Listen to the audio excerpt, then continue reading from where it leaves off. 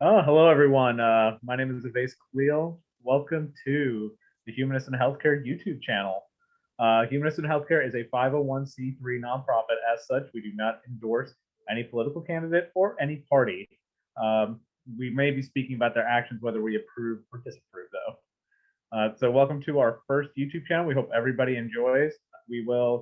Please click the link below to find our Facebook page, our website, and it's free to join. So we would love to have you as a part of us. You do not need to be a clinician. You do not need to necessarily be what people call a healthcare worker to join our organization. We have so many people who don't work in the healthcare field. They just want to improve the health of the world because there's nothing more humanist than healthcare. There's nothing more humanist than healthcare. And I'm Jonathan Bailey. I am a member, one of the founding members of Humanist in Healthcare as well. Oveus and I happen to be clinicians, and we've just had a lot of conversations. And I think one of the things that we wanted to do is just kind of open it up to everyone, some of the things that we talk about from time to time. Just a little while ago, just to jump right into it, just a little while ago, we were talking about the abortion laws that are going on around the country. And I had asked Oveis a question about like what aspect or what specific laws were we talking about? Because we wanted to talk about, I'm a baby nurse, so we wanted to talk about just, how we feel about some of the things that are going on from a humanist perspective. Well, one thing, brother, let me clarify what you said when a baby nurse. When he means is a baby nurse, you've been a nurse for a pretty long time. You're a nurse who works with babies. When people say baby nurse, sometimes I think they take it as they mean like a new nurse. So yeah. I'm not new. No, well, I was a paramedic for a lot longer than I've been a nurse. But I've worked in a NICU in the past, and right now I manage a neonatal ward, a mother baby ward basically, and a labor and delivery ward. So that's what I meant by that. I'm not new. If you can tell by these grades that I'm not new to much of anything. But on the subject, that is one of those touchy subjects that we were talking about previously with the idea of abortion and the way that they're spreading it around in what I think is a anti-humanist way, kind of. And so the specific laws, I haven't been particularly abreast of the specific laws in different areas of the country. I'm down in the Bible Belt right now. I'm in the military, so I'm in the Bible Belt right now.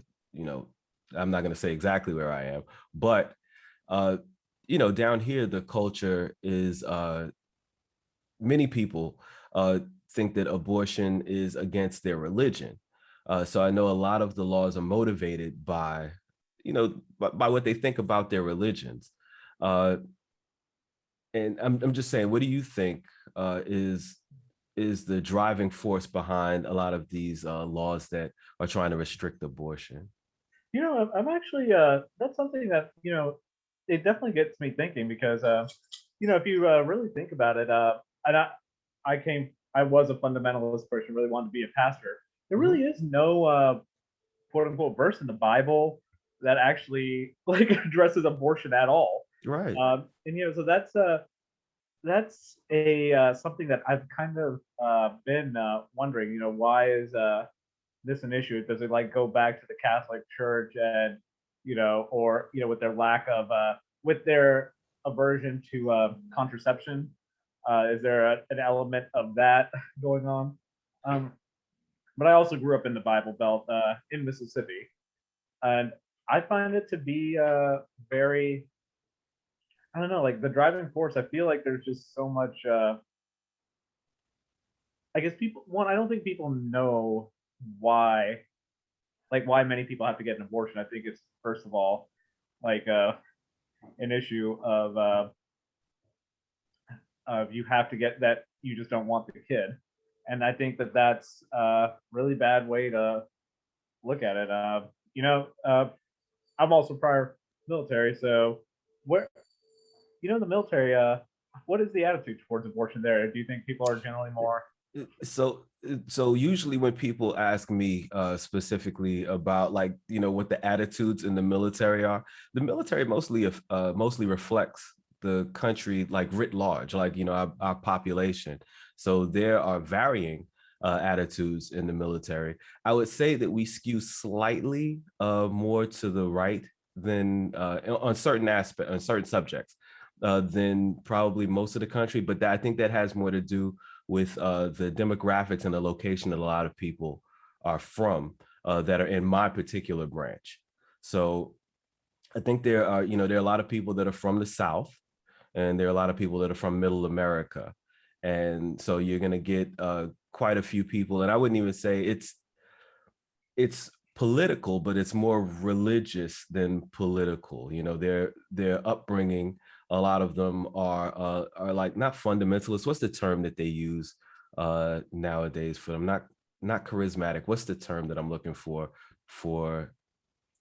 evangelical? There are a lot of Okay, yeah. evangelical Christians in the military, and they tend to have a particular social and political way of thinking of particular things. But then you have a lot of urban people as well. Urban, that term. And Right. I myself at one time was a disadvantaged urban youth, and we tend to skew a little more to the left. So I think it kind of evens out the way that the country itself does. Uh, as far as abortion itself, that particular subject in the military, I don't know that it's really any different than anywhere else.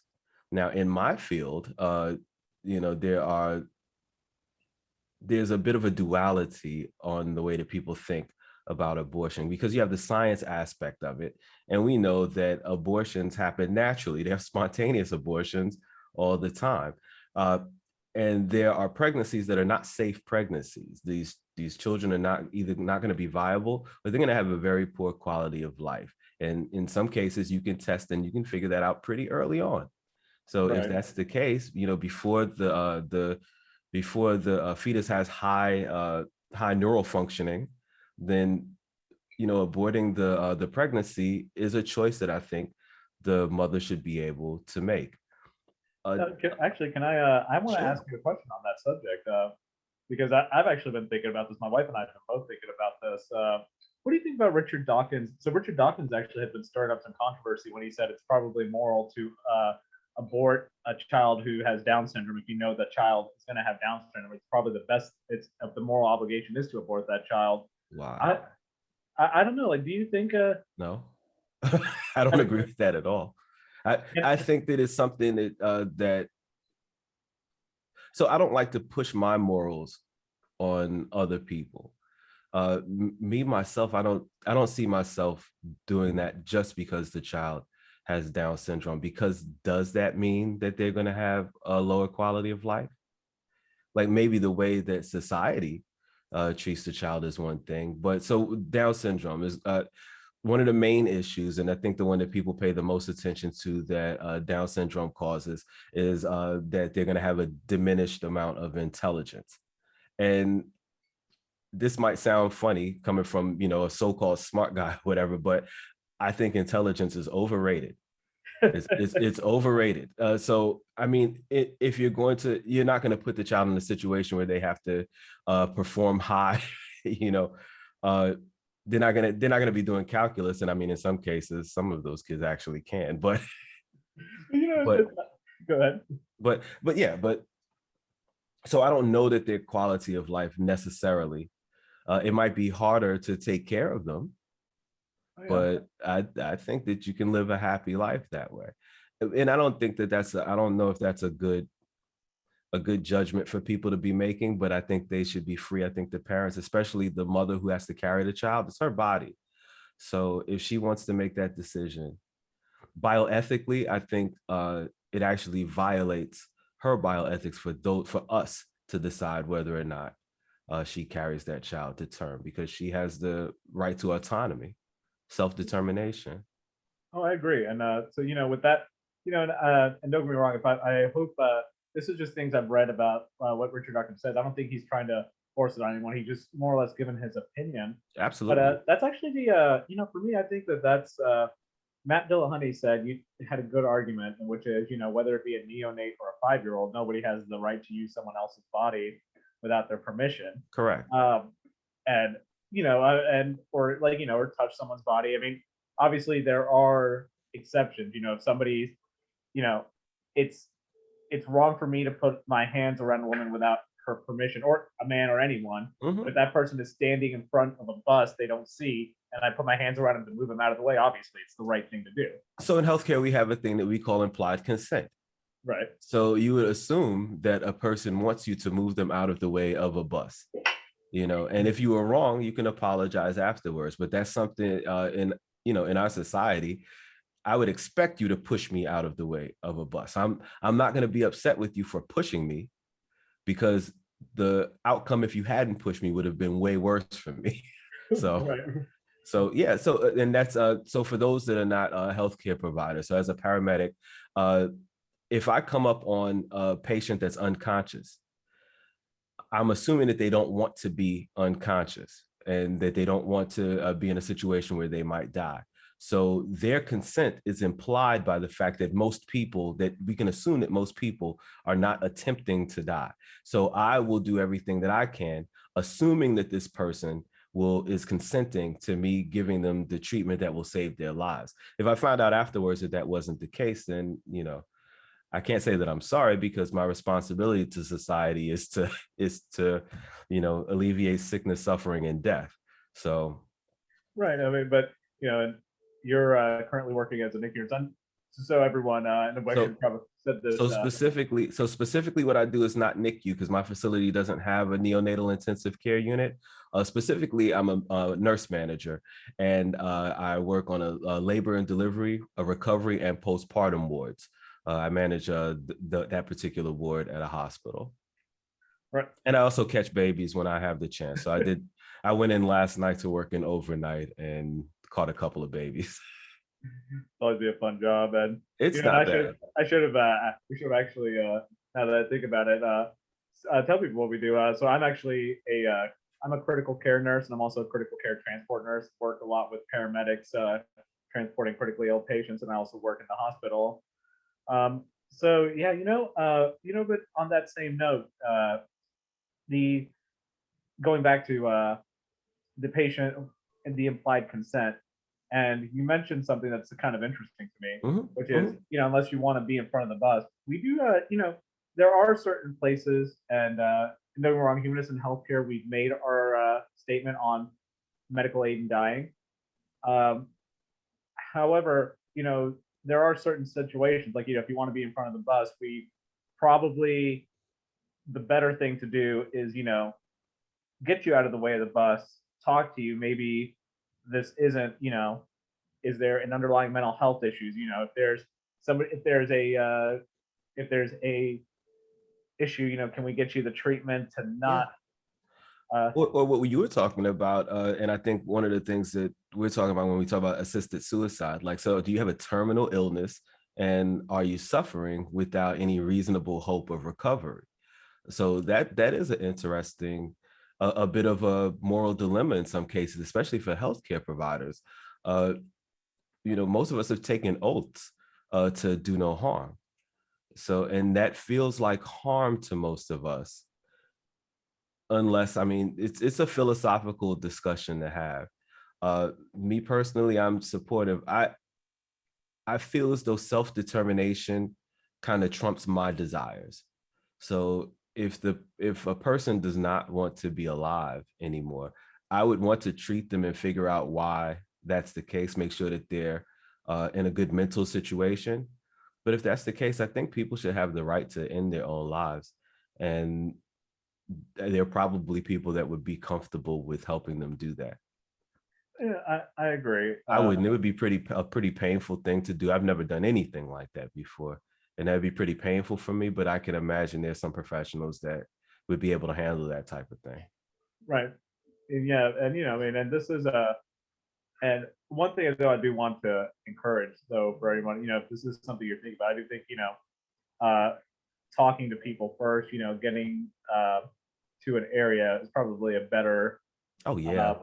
Well, if Probably it's a a better. bus, so a bus is a bad way to go anyway. I wouldn't, and you might not die. So you Right. probably that sounds like a bad decision. Don't tie yourself to the train tracks. That's not how to do it. But so back to the point about abortion. So the reason I actually wanted to bring that up is a lot of times, you know, it does end up becoming abortion is not a the choice. We do have to save the life of the mother, you Mhm. know, Oh and yeah. as a nurse manager in all situations, the life of the mother comes first. But I wanted to Well, the mother's already here, so that's correct. the other thing. Right, and so that's actually a good point to bring up. However, one thing that I think you and I are talking about though is more of the choice that people need to make for having an abortion, and for some people, and the limiting of that choice is what's becoming a threat in this country. Is what's Yeah. threatening this country. Yes, and it's people pushing their ideas and their beliefs on other people.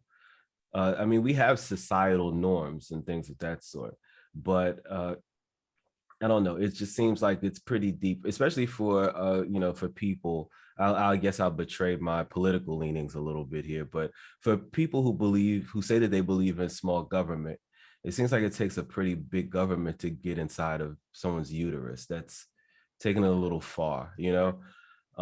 And personally, I mean, I don't want the government to be gigantic and intrusive. It's not gigantic. I shouldn't say size. Size is not what matters. It's whether or not it's intrusive. And it's pretty hard to get any more intrusive than to dictate exactly what you have to do with your body, with your reproductive system. That's a little much for me. So I Yeah, think yeah, that's definitely. something, and it's usually because I talk to a lot of people that are on the right, and I think when I bring it up that way, they some of them, not all of them, but there's some that get a little bit of a light bulb, like, oh yeah, I guess I see what you're saying, because you don't want the government to do simple things, but you want the government to tell you what you can do with your reproductive system. So Well, and that's one of the things that I've read letters and emails about from humanists being concerned is, and I came across one where somebody was saying, I live in a very religious family, and I had to do this, and even one of my close friends, you know, they had to make that painful decision for a pregnancy a while ago, sure. and they have family members that are super religious that look down on them for that. Yeah. And so, how do we? So, as humanists, what can we do to help them out? To guide them in With their which decision. with which aspect you're talking about, with the person who who feels that they've been looked down upon by their As religious family members? I'm not completely sure. I mean, this is something I think that we have to understand that a lot of the things that we do in this particular society are going to be a little bit counter to large swaths of the population. And like what we do in healthcare and humanists, we're supportive to each other. We know that even being healthcare providers as open humanists, and some of us are atheists, right. right. That can be a bit of a challenge. And I think mutual aid, supporting each other, is probably the best thing that we can do, because all of us have experiences. I've lived a nice little chunk of life, and so have you. And we can take our perspectives and our experiences and share them with each other, and help us push through some of the issues that we'll have, holding the positions that we have in the society, because like I said, they run counter to a large swath of the population. It's almost to be expected, I Well, would think. well, I could share a story in nursing school. Mhm. I remember for an L&D class, we I remember they taught us. It was in the classroom portion. The class they were teaching us about, and that's my dog in the background. Yeah, Um, mine's running around here somewhere too. well, so they taught us. They were telling us about, a girl who's pregnant is considered an adult and can make her own decisions, even if they are below the age of 18. And when it comes to the pregnancy, how to move forward. So I asked, are we allowed to? I asked, okay, am I allowed to ask her, does she want to keep the pregnancy? Is she considering abortion? I shit you not, the entire class looked at me like I had kicked 15 puppies and like slaughtered millions of kids. Like they So, just jumped on me for that one, just for well, even asking do you that. know what aspect it was of it that they took offense to? Was it the fact that you were suggesting possibly just bringing it up? Yeah, I think so. I mean, one girl told me, had when she had her kid, had the healthcare provider had told her, if abortion's an option, she would have started crying, things like that. And I kind of see that as hypocritical because, right, if we aren't allowed to bring up, you know, Treatment that options. a Yeah, treatment options, option, basically. then Yeah. why are we then we shouldn't be allowed to also just imply that the baby's going to be carried to term or the mother wants to carry the baby to term. Interesting. Yeah. I don't know. I think I've never had that situation before, not that way. Uh and I don't think I've ever mentioned that abortion was a possibility to a patient. Although by the time they get to me, uh, it's not an option anymore, so that's part of it. But yeah, that's interesting. I don't know. I guess that is for early OB care. I Yeah. guess that makes perfect sense. I mean, and the OB would be the one to perform it anyway. Well, depending on where they are, because a lot of places they're not even allowed to. The primary care provider in a lot of cases can't even do the abortion, even though they can do an abortion. They're not allowed to by law. They have to go to specific abortion clinics in order to get it done, from what I understand. In some places you can't get them. There's only one abortion clinic in the state. Yeah. Big Yeah. states. Yeah. In many states, like, yeah, I mean, we're in Mississippi, it's a, I Oh, remember, Mississippi yeah, has an abortion clinic. I'm shocked. I'd have to look it up. In fact, Yeah, let me actually, yeah, you do have a computer, right? yeah, I do. Let me actually look it up. That's interesting. That's a good one, Ovase. I never even thought about that one. Yeah, it's a, as humanist healthcare providers or just even humanists at, or even just humanists, That are concerned about people, right? right? I think another aspect of it that's interesting in our particular cultures is our failure in a lot of cases to take care of the children after they're born.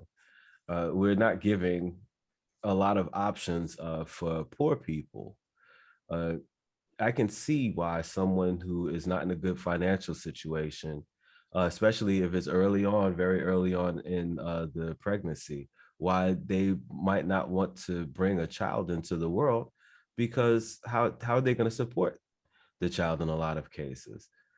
So I mean, I can see that as being a reason as well. And that's one of the reasons. The reason I bring that up is because that's one of the reasons that's most frowned upon, I think. We were talking about medical implications and things of that sort. I think there are more reasonable people that understand that if the mother's life is in danger, then of course, in the case of rape or incest, then yes, we can understand why we wouldn't force a child, force someone and possibly a child to carry a child to term in those situations. But the economic aspect of it, I think that's the one that a lot of uh, anti-abortion people will cling to, that like, no, just have the child and then you can figure out something afterwards, I guess. I don't know. But, it's and oh, by the way, so there is a single abortion clinic that's been operating since 2006 in Jackson, Mississippi, and it is the only abortion clinic in Mississippi. Amazing. Yeah, that is very, very interesting. For millions Yeah, of people. so what do we as humanists like? What can we say when it comes to everyone? I get this a lot. Uh, what about the rights of the baby? What about, and this is actually something that kind of confuses a lot of humanists, atheists, agnostics. I mean, I see people's opinion being more on a spectrum. Some people are like, well, once the brain's developed, we shouldn't do the abortion, and that's critical thinking, and that's where people feel it's like Mhm. once there's a heartbeat, we shouldn't do the abortion. So With that one. yeah, But yeah, so to me, and this is not like the humanist position or anything like that. Myself, again, I'm very fond of babies, of course, right. and to me, I think, yeah, higher cognitive function. Once they get to the point where they're able to feel pain, sensations, you can see babies playing in utero, Right. So those very late abortions, of course. So after the age of viability, it's silly to call it an abortion. That's a birth after that. So I've seen that before with people saying it's a late term abortion thing. No, we don't. There's no. I think the former president had said something about ripping babies out of the womb at like 38 weeks or something. No, that's a baby. They might be able to walk away at that age. That's 38 weeks. That's a viable child. So no one does that anywhere ever. And if they do, they should go to prison. But for I'm not sure exactly when the average age of that type of cognitive function comes, but I think as a viable child approaches that age, abortion should be highly discouraged, and there should be some justification that makes it ethical to perform an abortion at that point. But in order for us to put those types of demands on people, I think we need to be educating the public better. We need to be allowing for them to, for people to know when they're pregnant. And I think we should make it easier to access women's health care in order to do that. But and again, I wouldn't even say banning after that point, but it should be, pretty frowned upon. And I think most people would frown upon it if you do an abortion that late without the mother's health being at risk. Right, and I agree to that. I agree. But a mother should have the right. So that's different. The efficacy and the right to do it are two different things. I don't think that anyone has the right to use anyone's body, Right. at all. So if the mother is adamant about ending, now that's not to say that anyone has to help her with it, but because the doctor honestly has their own conscience as well. But yeah, there should be no restrictions on no forcing a mom to carry a baby to term. But, and I agree. And I think one thing that we as humanists do, we do need to educate. That's, I think, as what we can do to make this situation better is educate. I think we Healthcare can also, providers and public health officials are the ones that should be doing that, actually. So that's what I study now is public health, and I think that that's one of the main things. Well, health science, but public health is a large part of it, and I think public health fails a lot in the United States, unfortunately, and it's a field that I plan on getting into. So I'm not knocking public health without having something to add to it. But we don't fund public health the way that we should, and a lot of it would be preventive. A lot of these issues that we deal with, if we were funding our public health system and educating people, like you said, then a lot of these social ills that people are so up in arms about, they really would occur so much less frequently. no, I definitely agree. And you don't like abortion, you should really like contraception. If that's the yeah, case. yeah. And I'm also working on my doctorate, and so I'm working on my doctorate. And so that's we know. Right. It's a Pretty awesome. so public health is something that I'm very passionate about as well. And Mm-hmm. I think education is the amazing thing about is that the biggest thing we can do in public health.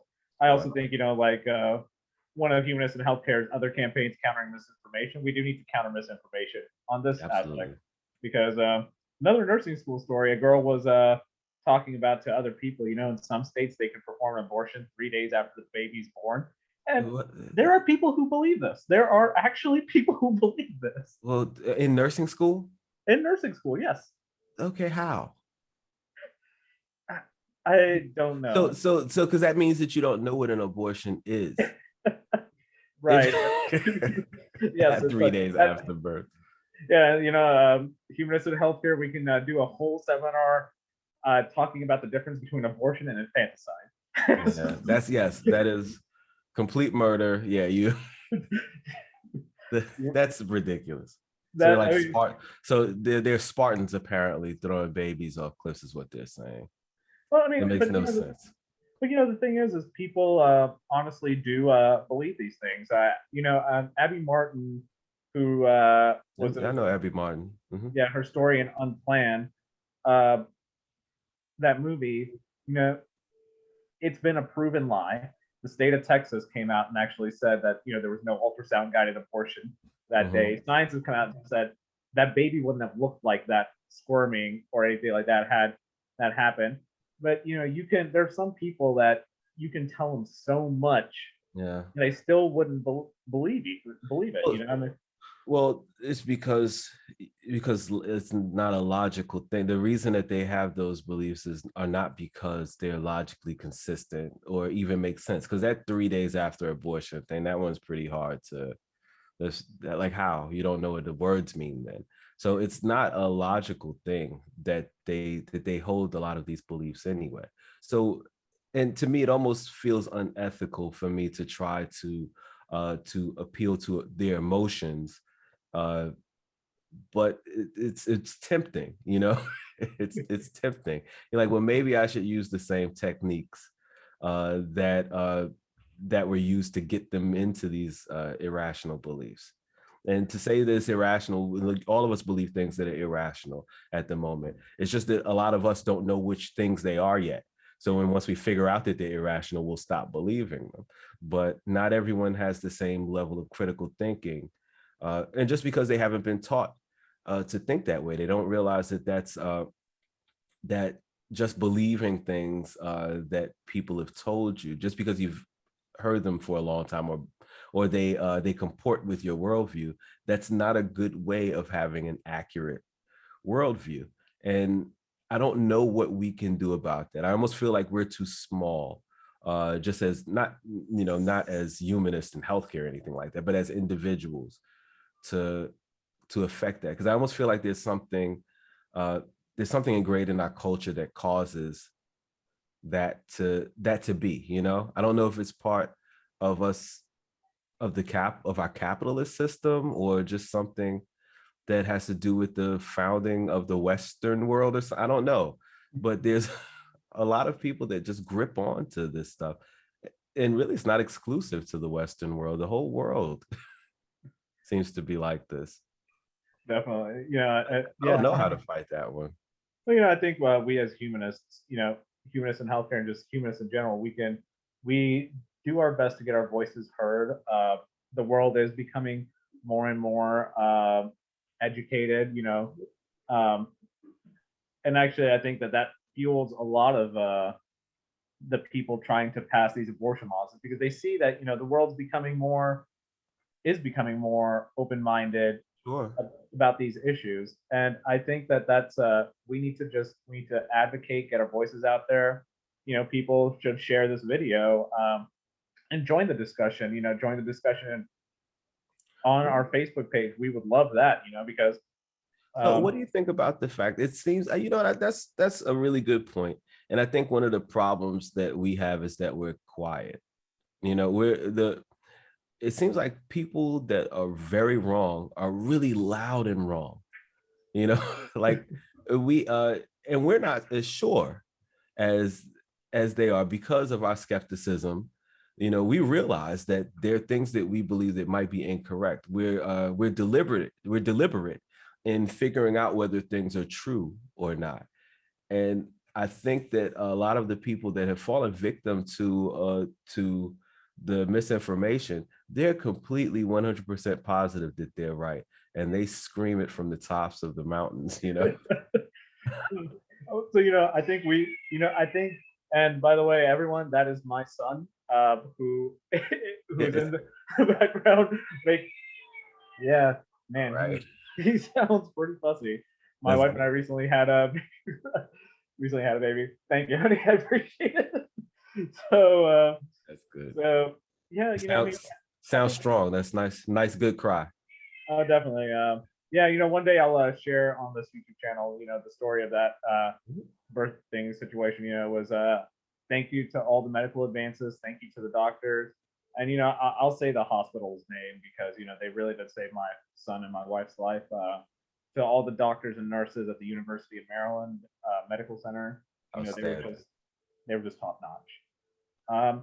But Thank you, U of M. definitely. So one thing though I think we can do, we should scream it from the mountains, our point of views. We should also provide the counter narrative, but we should provide it in a way where we're making effective arguments. A lot of, we don't want to be shouting just words. We should be shouting, we should be asking when they're shouting at the mountain, why?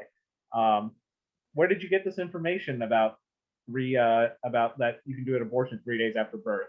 Right. And by the way, everybody, if all of you can post on this YouTube in your comments, if you have heard somebody or know somebody who has actually said to you that abortions can be performed after the birth, we would just like to hear it, just because I'm curious to know how widespread this belief is, or anything strange that that's on the subject that we're talking about. Just post it up so that we can discuss it. Let's open up a discussion on this, and let's figure out some ways to counter this type of misinformation. Because I'll be honest, Avias, I would have a pretty hard time with that one. That one would probably upset me. And I don't know if I'd be able to have a reasonable discussion with someone that said that. I might go Brooklyn on them if they were. Is there something wrong with you? Yeah, that was pretty crazy. Yeah, definitely. Well, I think we'll continue this next session. We'll do another video continuing this topic later in the week. We'll also be discussing more, but I think for now, what we can do is we can just continue educating. I think as humanists, we should continue just educating others. We should join other humanist groups like Humanists in Healthcare, or and other local humanist groups to get these discussions started. Churches are out there lobbying Congress, getting their voices heard. Absolutely. We as humanists need to do the same thing. And and yeah. Yeah, I agree. Yeah, that's good. Good talk. Yeah. You pepped me up a little bit today. I appreciate it. You as well. We'll get other humanists in healthcare in on this talk. So just to everyone, so please click the link below for our website, and also in our Facebook page, but also our PayPal. We are a starting organization. Every dollar counts. We hope that our organization gets the funds to start doing humanitarian work, to help organizations like the National Abortion Fund and Foundation Beyond Belief in doing humanitarian work. That's what we strive to, and also community. And it does require funding. None of the board members from Humanists in Healthcare or the leadership are getting paid. So whatever money you're giving us, we are not putting it in our pocket. And just letting you know, because I said that by law, I am not allowed to do that. We can't do that. Right. We're not buying private jets or anything. So please donate, because every dollar counts.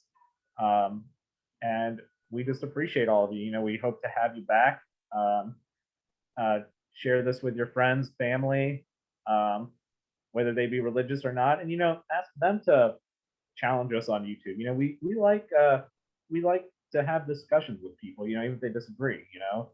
Ask them to ask us why we believe what we believe, and we can have that discussion.